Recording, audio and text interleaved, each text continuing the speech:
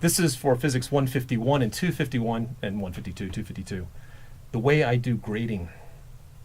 Now there are three types of grades. There's lab grades, quiz grades, and test grades. The way I have now, it has evolved over time, and at one point I went through this strict percentage that tests were worth X percent, quizzes were worth some, whatever the percent was, labs some other percent.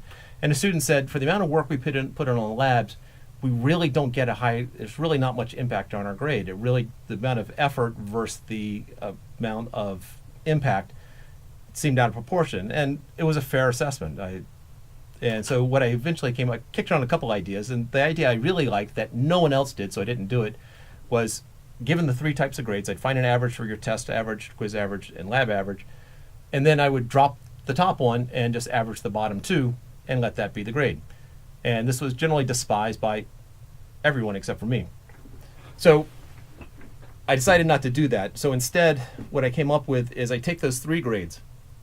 The test grade counts as another grade, so there's 4 grades right there that I'm averaging. And then I take the middle one of the labs, tests, and quizzes. Whatever the middle grade is, I count that I count that again. And so I average those 5 grades together. Now, I have examples in the syllabus where I go into detail for that, so please look at that. And I do a comparison between the old method and the new method.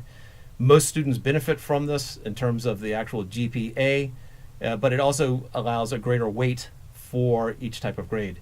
So in essence, in the end, your lab is either going to count 20 or 40% of your grade, quizzes 20 or 40% of your grade, test 40 or 60% of your grade, depending upon what the middle one is.